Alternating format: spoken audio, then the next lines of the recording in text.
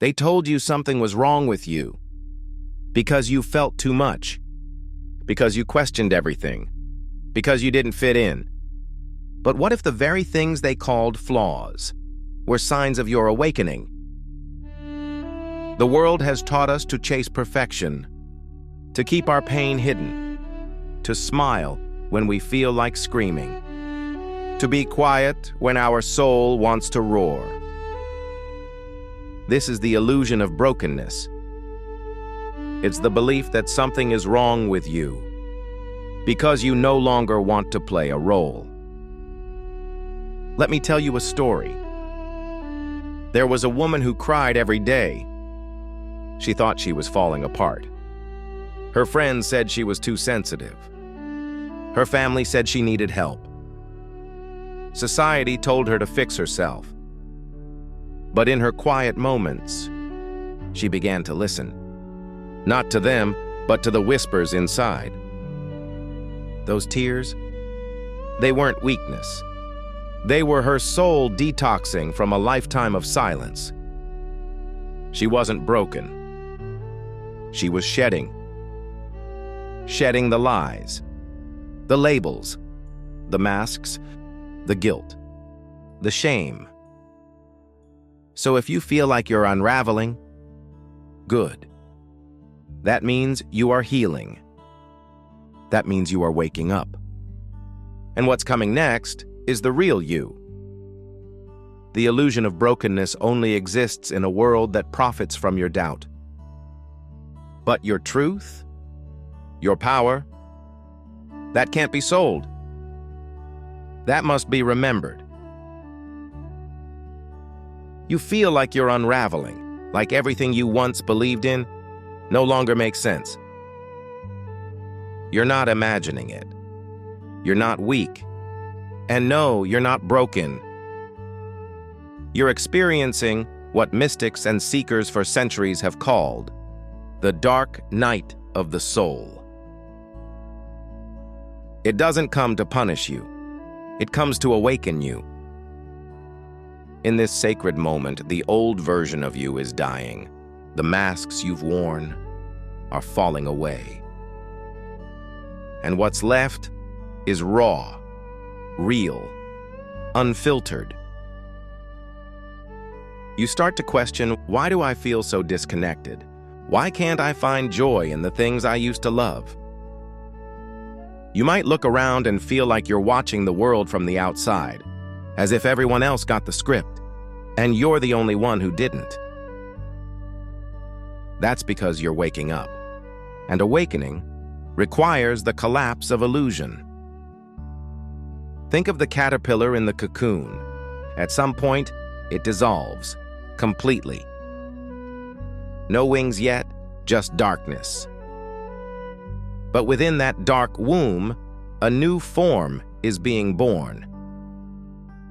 This is your cocoon. It's messy, it's uncomfortable, and it's sacred. If you're questioning your purpose, your identity, your worth, know this. The questions are the beginning of truth. You were never meant to live on autopilot. You were never meant to numb yourself just to get through the day. The breakdown you're experiencing is the birth of consciousness. It will strip you of what is false, but it will never destroy what is real. Let yourself feel. Let yourself fall apart, because sometimes falling apart is the only way to fall into place. You are not lost. You are being realigned.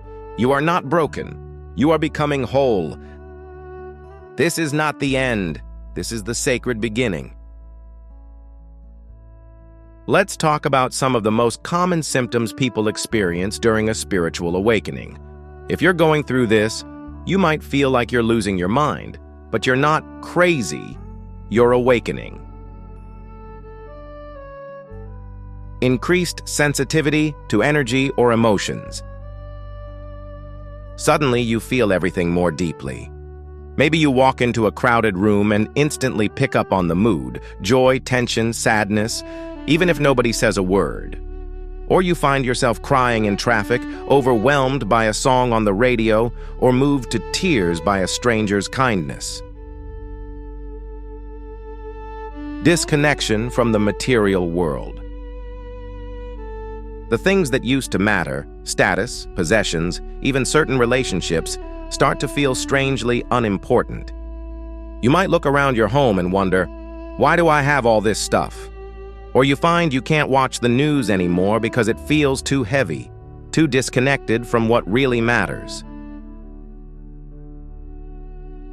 Desire for solitude. You crave quiet.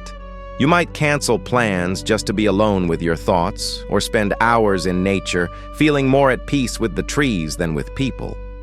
Solitude isn't loneliness, it's a chance to hear your own soul speak. Synchronicities and strange coincidences.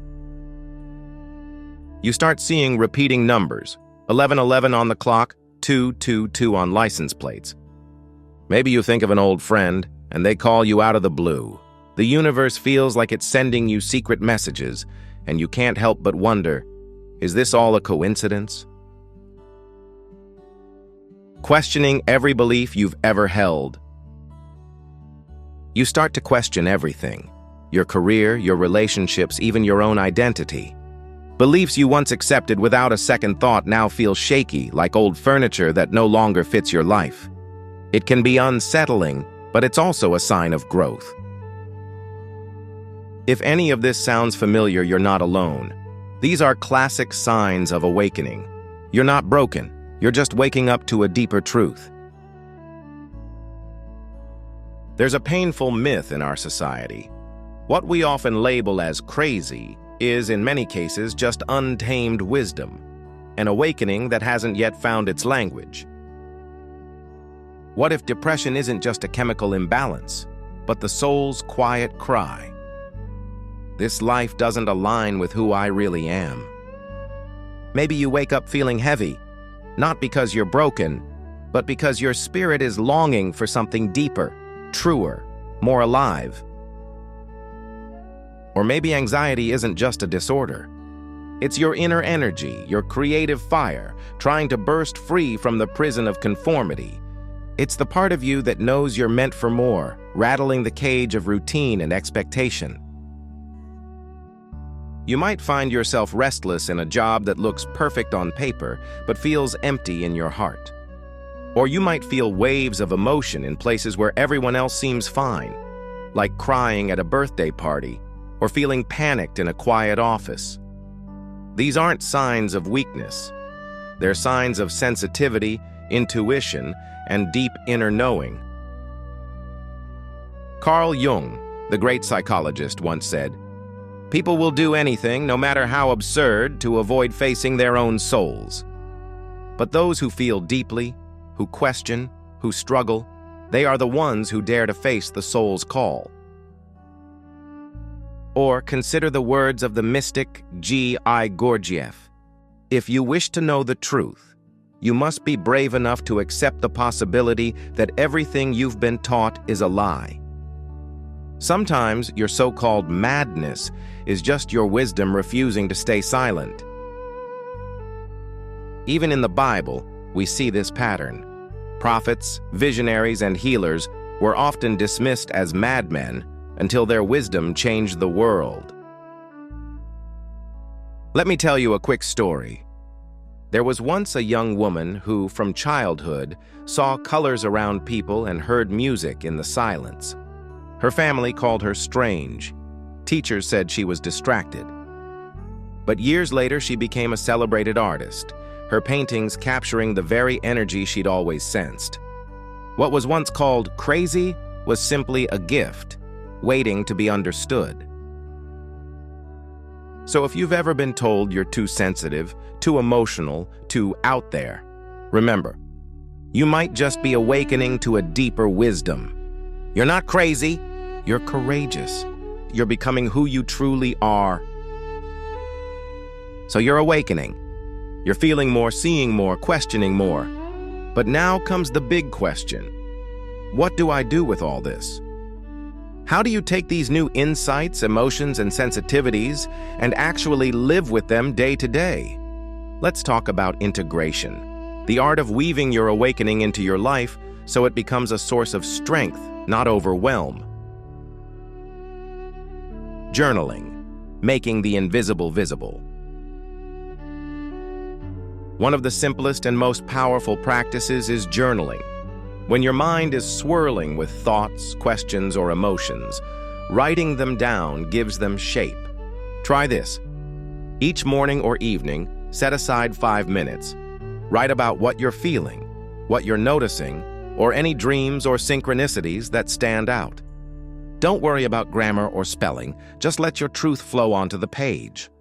Over time, you'll start to see patterns, clues from your soul about what matters most. Breathwork, calming the waters within. When awakening stirs up intense energy or anxiety, breathwork can help you find your center. A simple practice. Inhale slowly through your nose for a count of 4. Hold for 4. Exhale gently through your mouth for 6. Repeat this for a few cycles. You'll notice your body softening, your mind clearing, your energy settling. Breath is your anchor in the storm. Spending time in nature, reconnecting with the earth. Nature is one of the greatest teachers and healers. When you're overwhelmed, step outside, even if it's just for a few minutes. Sit under a tree, walk barefoot on grass, or listen to the sound of birds. Let the earth remind you. You are part of something vast and beautiful. Nature doesn't rush, and neither should you.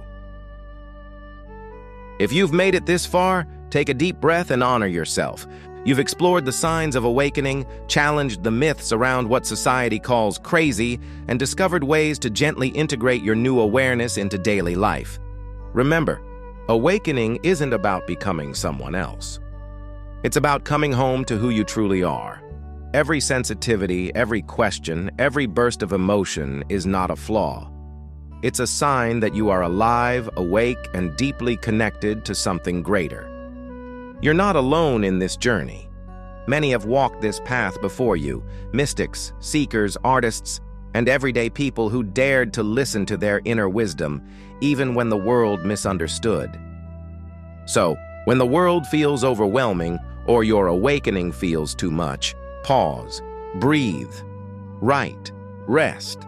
Step outside and remember that nature, too, unfolds in its own time. You are not crazy. You are courageous. You are wise. And you are exactly where you're meant to be. Trust your journey. Honor your pace.